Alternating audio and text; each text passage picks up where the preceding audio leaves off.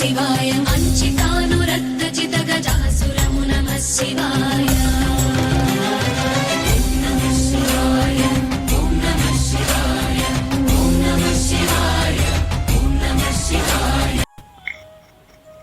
ಓಂಕಾರೇಶ್ವರ ಜ್ಯೋತಿರ್ಲಿಂಗ ಭಾರತದಲ್ಲಿರುವಂಥ 12 ಜ್ಯೋತಿರ್ಲಿಂಗಗಳಲ್ಲಿ 4ನೇದ್ದು.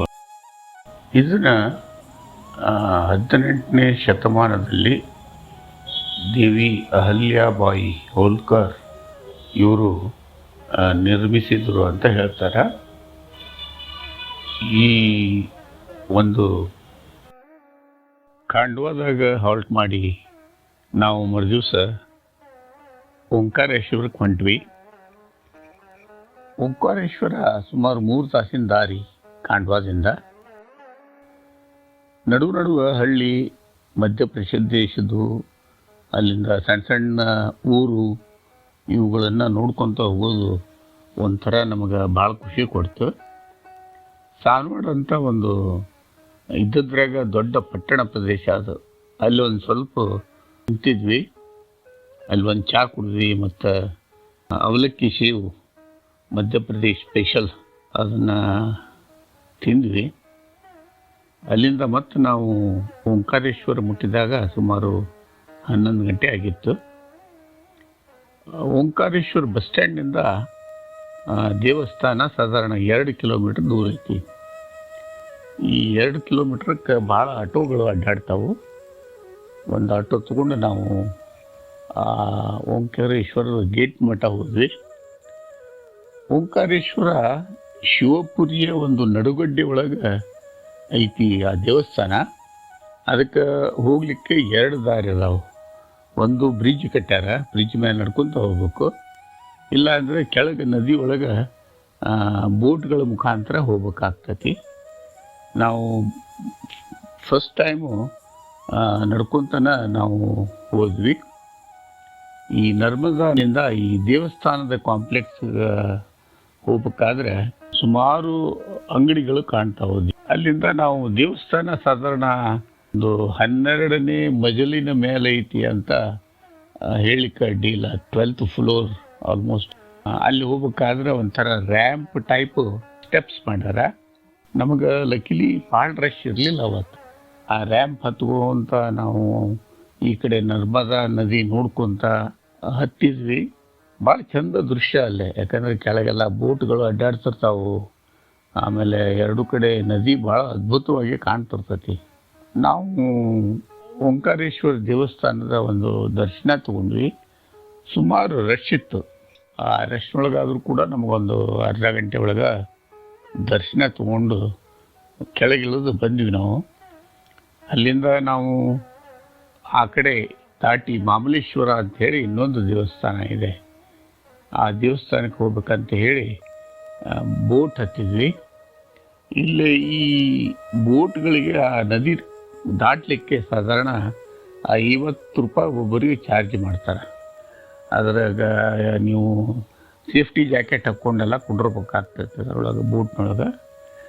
ಭಾಳ ದೂರ ಏನಿಲ್ಲ, ಒಂದು 5 ನಿಮಿಷ 10 ನಿಮಿಷದಾಗ ಆ ಕಡೆ ದಾಟಿಸ್ತಾರೆ. ಅಲ್ಲಿ ದಾಟಿಬಿಟ್ಟು ನಾವು ಆ ಸೈಡ್ ಹೋದ್ವಿ.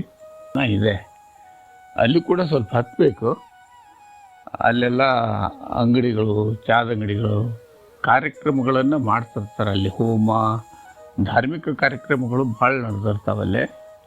ಅವುಗಳನ್ನೆಲ್ಲ ನೋಡ್ಕೊತ ನಾವು ಮ್ಯಾಲೆ ಹತ್ತಿ ಮಾಮಲೇಶ್ವರ ದೇವಸ್ಥಾನಕ್ಕೆ ಹೋದ್ವಿ.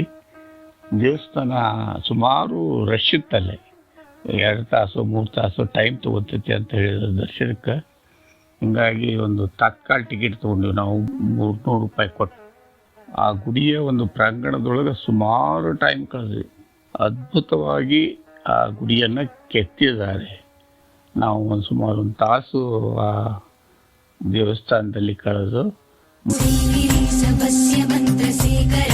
शिवाय आगमोपदिष्ट विधि महाकरमु नमः शिवाय पंचवर्ण पंचरूप भासुरमु नमः शिवाय मञ्चिकानुरक्तचित गजासुरमु नमः शिवाय ओम नमः शिवाय ओम नमः शिवाय ओम ಮತ್ತು ನಾವು ಹೊರಗೆ ಕೆಳಗೆ ಇಳಿತಾ ಬರಬೇಕಾದ್ರೆ ಒಂದು ಮಜಾ ಏನಪ್ಪ ಅಂತಂದರೆ, ನೀವು ಕುಂಭಮೇಳದಲ್ಲಿ ನೋಡಿರ್ಬೋದು, ಈ ಮೊನಾಲಿಸಾ ಅನ್ನುವಂಥ ಒಬ್ಬ ಹುಡುಗಿ ಭಾಳ ಫೇಮಸ್ ಆಗಿಬಿಟ್ಟಿದ್ಲು. ಆ ಒಂದು ಮೊನಾಲಿಸಾ ಸರ ಮಾಡುವಂತಹ ಮಕ್ಕಳು ಇಲ್ಲಿ ನಿಮ್ಗೆ ದಾರ್ಯಾಗ ಸರ ಇವುಗಳನ್ನೆಲ್ಲ ಮಾರಲಿಕ್ಕೆ ನಿಮ್ಗೆ ಕಾಣಸಿಗ್ತಾರೆ. ಅದೊಂದು ಅಲ್ಲೇ ವಿಶೇಷತೆ. ನಾವು ಹಳ್ಳಿ ಮತ್ತು ಈ ನದಿ ತೀರಕ್ಕೆ ಬಂದು ಅಲ್ಲಿಂದ ಮತ್ತೊಂದು ಗುಡ್ಡ ಹತ್ತಿ ಆ ಕಡೆ ಮತ್ತು ಓಂಕಾರೇಶ್ವರ ಸೈಡಿಗೆ ಹೋದ್ವಿ. ಮತ್ತು ನಾವು ಬ್ರಿಡ್ಜ್ ಮೂಲಕವೇ ಹಳ್ಳಿ ಬಂದ್ವಿ. ಬರ್ತಾ ಬರ್ತಾ ಇನ್ನೊಂದು ವಿಶೇಷತೆ ನಮಗೆ ಏನು ಕಂಡದ್ದಂದರೆ, ಅಲ್ಲಿ ಶಿಕ್ಷಕರಿಗೆ ಗೋಧಿ ದಾನ ಮಾಡ್ತಿರ್ತಾರೆ. ದಾನವಾಗಿ ಕೊಟ್ಟಂತಹ ಗೋಧಿಯನ್ನು ಅಲ್ಲೇ ಈ ವರ್ತಕರು ಬಂದಿರ್ತಾರೆ, ಅಂಗಡಿಯವರು ಚೀಲ ತೊಗೊಂಡು ಕಾಲ್ಪೂ ತೊಗೊಂಡು ಅವುಗಳಲ್ಲೆಲ್ಲ ಅಳೆದು ಕೊಡ್ತಿರ್ತಾರೆ. ಒಂದು ಕಾಲ್ಪೂಗೆ 10 ರೂಪಾಯಿ ಲೆಕ್ಕಕ್ಕೆ ಏನೋ ಒಬ್ಬ ಭಿಕ್ಷಕ್ಕೆ ಕೊಡ್ತಾ ಇದ್ಲು ಅಲ್ಲೇ. ಸೊ ಹೀಗಾಗಿ ಅದು ಒಂಥರ ಮಜಾ ಬಿಸ್ನೆಸ್. ಅದು ದಾನವಾಗಿ ಕೊಟ್ಟ ಗೋಧಿಯನ್ನು ಅಂಗಡಿಯವ್ರಿಗೆ ಮಾರೋದು. ಅದು 2 ಗಂಟೆ ಆಗ್ತಾ ಬಂದತ್ತು. ಮಹಾಜನ್ ಕ್ಯಾಂಟೀನ್ ಅಂತ ಐತಿ, ಅಲ್ಲೇ ನಾವು ನಾರ್ತ್ ಇಂಡಿಯನ್ ಊಟ ತೊಗೊಂಡ್ವಿ. ಊಟ ಮಾಡಿಬಿಟ್ಟು ಮತ್ತೆ ನಾವು ಆಟೋ ಹಿಡಿದು ಸ್ಟ್ಯಾಂಡ್ಗೆ ಹೋದ್ವಿ. ಲಕ್ಕಿಲಿ ನಮಗೊಂದು AC ಬಸ್ಸು ರೆಡಿನೇ ಇತ್ತು ಉಜ್ಜಯಿನಿಗೆ ಹೋಗಲಿಕ್ಕೆ. ನಾವು ಆ ಬಸ್ನಲ್ಲಿ ಉಜ್ಜಯಿನಿಗೆ ಟಿಕೆಟ್ ತೊಗೊಂಡು ಕುಂತ್ವಿ. 4 ಗಂಟೆಗೇನೋ ಬಿಟ್ಟ, 8 ಗಂಟೆ ಉಜ್ಜಯಿನಿ ಮುಟ್ಟಿಸಿದ ನಮಗೆ. 4 ತಾಸಿನ ದಾರಿ ಅದು. ನಾಳೆ ನಿಮಗೆ ಮತ್ತೆ ಉಜ್ಜಯಿನಿನ ಪ್ರವಾಸದ ಅನುಭವಗಳನ್ನು ನಾಳೆಯ ಒಂದು ವಿಡಿಯೋದೊಳಗೆ ಹಂಚಿಕೊಳ್ತೀನಿ. ಅಲ್ಲಿ ಮಟ್ಟ ನಮಸ್ಕಾರ.